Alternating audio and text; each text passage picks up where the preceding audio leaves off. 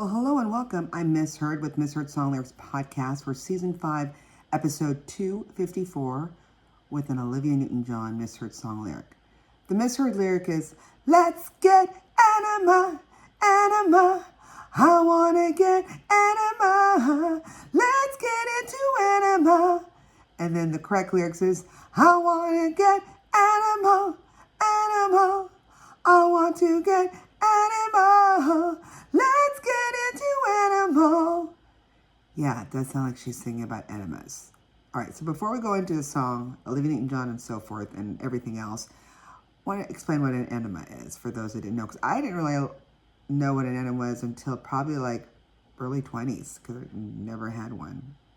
So according to WebMD, if you do a Google search, enemas are injections of fluids used to cleanse or stimulate the emptying of your bowel.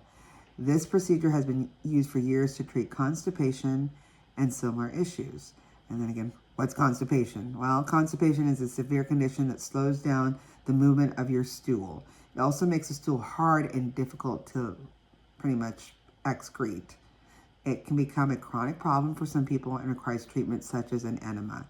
They also can help treat fecal incontinence. I know, it sounds amazing. A condition to which the stool leaks from the rectum unexpectedly. Yikes. They are also used to clean the bowel before any test or surgery. And a professional usually does the enema procedure. But you can also self-administer enemas at home. I would not want to do that.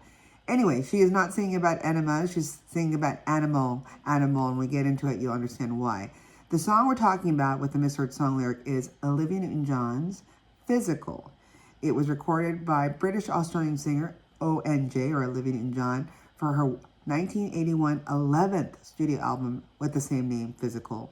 It was also released on the album's lead single back on September 28, 1981. Wow, a long time ago. It was produced by John Farrar and written by Steve Kipner and Terry Shattuck, who actually wanted this song.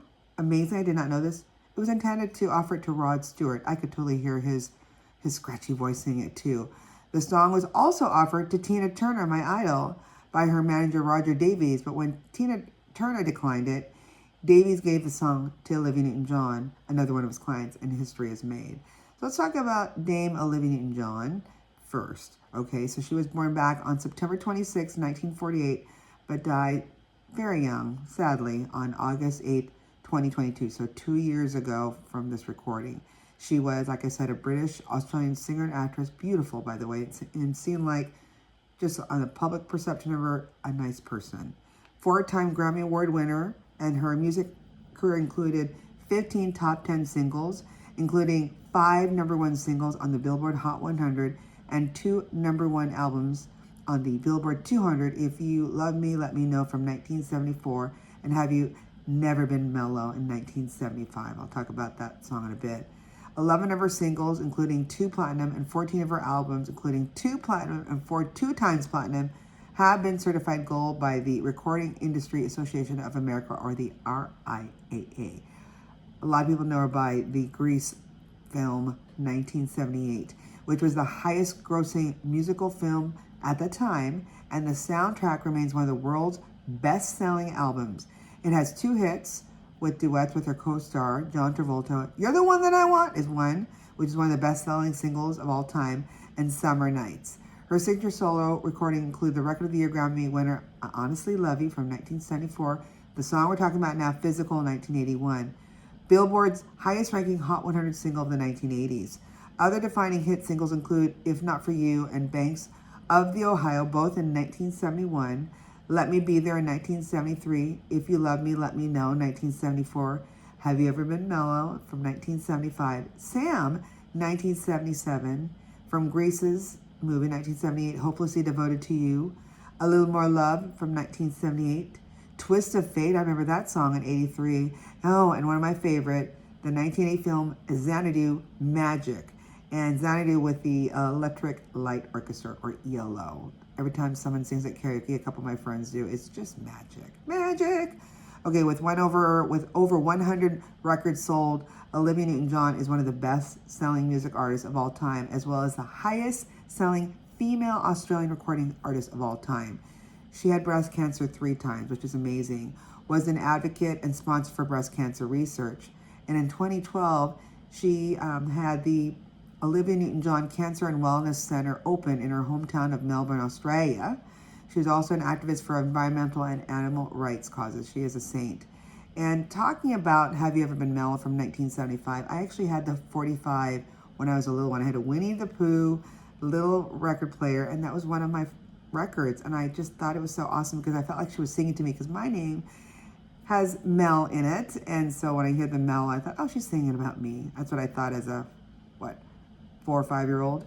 And what would happen was she was encouraged by an expatriate Australian singer, Helen Reddy. You might have heard of her. And Newton John left the UK and moved to the US.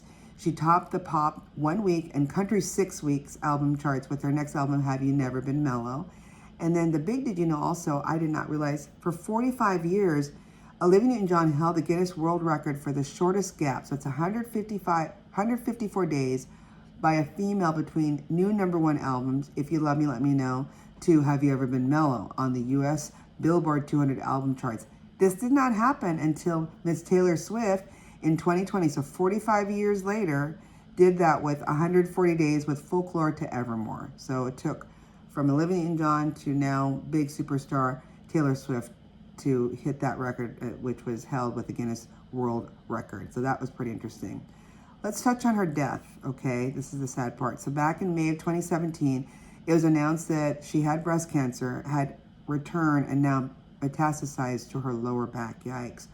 Her back pains, I know she's been described as sciatica. How do you say this? Sciatica? Yes. She subsequently revealed that this was her third bout with it. That's amazing that she lasted that long, as she did have a recurrence of disease in 2013 in addition to her initial 1992 diagnosis. This third time in 2017, the cancer had spread to her bones and progressed to stage 4.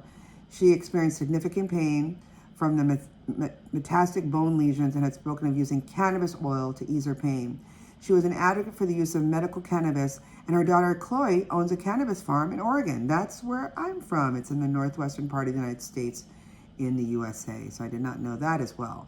Sadly, at the age of 73, she died on August 8, 2022, at her home in Santa Ynez Valley of California. There were many tributes from, of course, her Grease co-star John Travolta, Miss Barbara Streisand, Australian Prime Minister Anthony Albanese, and many, many other celebrities. As a mark of respect, Melbourne and Sydney lit up many of their landmarks in her passing. In that passing, Olivia Newton John's family said they have a small and very private memorial service in California for the singer, who asked to be cremated and have her ashes scattered in Byron Bay on her Santa Ynez Ranch and in other places that she loved. The state of Victoria offered Newton John's family a state funeral with her niece Toddy Goldsmith accepted. Newton John's Australian memorial service, hosted by David Campbell, was held on February 26, 2023 at Harner Hall in Melbourne, Australia, included eulogies from her widower and daughter, a testimonial to her strength of character, optimism, and magnanimity, that's a big word, by television personality Richard Wilkins, montages of her career, family life, and wellness center, a medley of her hits performed by Delta Goodrem, and pre-recorded video tributes from Elton John, Mariah Carey, Barry Gibb, and Nicole Kidman. So much loved, went through cancer 3 times and then finally passed, but her legacy still stays with us. And one of it, of course, is the song we're talking about with Physical. It was definitely an immediate smash hit. I remember it when it came out.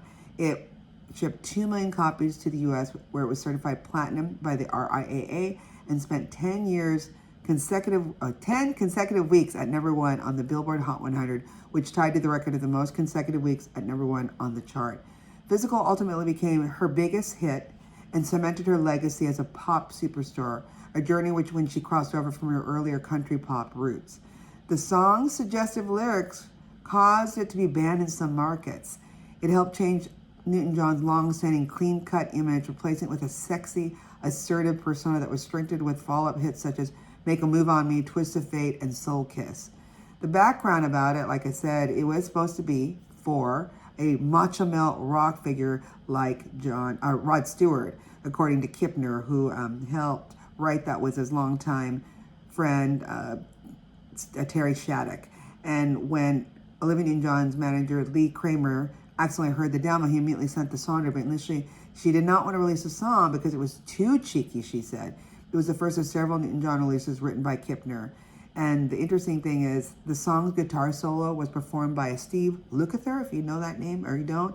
He's best known as a founding member of the American rock band Toto. You know Toto. Very popular. So how was it received? It was one of the most successful singles of her career and became her fifth and last #1 single on the U.S. Billboard Hot 100. Stayed for 10 weeks on the top 100, Hot 100 from from November 21st, 1981 through January 23rd, 1982, out of a total of 26 weeks on the chart. It was the largest performance at that time, becoming the most successful song on the Billboard in the 1980s. I believe it. The song was controversial due to the implied sexual content, being innovative and somewhat provocative for the time. And that's where the music video comes in. It actually won a Grammy Award for Video of the Year in 1983.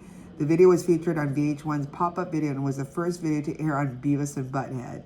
And speaking of the video, what I loved about it was, first of all, as of today, so July of 2024, it has about 39.5 million views since its upload back on December 24, 2009.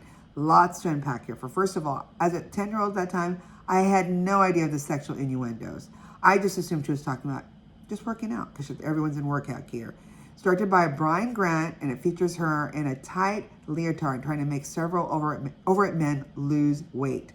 And she, by the way, looks amazing because at that time I don't know if she started it, but she was in the moment with the headband, which everyone wore, and then her haircut with the layers and the feathers, so popular. The men fail comically, and she then leaves the room to take a shower. But when the men work out on their own, they suddenly get transformed into muscular, attractive men. And it shows one man glancing his overweight self in the mirror, and then he turns into his, more buff, looking self. She's then shocked and returns to start to flirt with him. That's when she sings that song, I want animal, but it sounds like enema. And then she realizes, oh, they're all leaving. 2 by 2 holding hands. Oh gosh, they're gay. Which, in back then, to have that on a video, that was probably earth-shattering in some people's world, especially in the South. This surprises Olivia Newton John as she does a sight of 2 more men leaving with their arms around each other. Finally, she finds that the last of the overweight men is heterosexual, and they go off to play tennis together. And there you go. But it caused quite an uproar. And again, some people, actually some places didn't even want to even show the video. So let's see here. Performance, like I said, very big. It achieved much success. The song was censored, even banned by some radio stations of its sexually suggestive content, such as a line, "There's nothing left to talk about unless it's horizontally." Okay.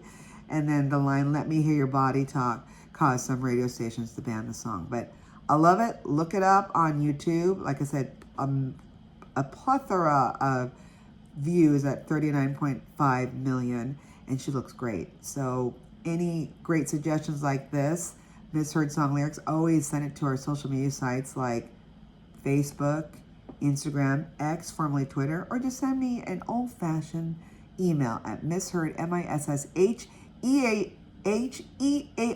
songs@gmail.com. Till then, keep singing the songs wrong. Bye.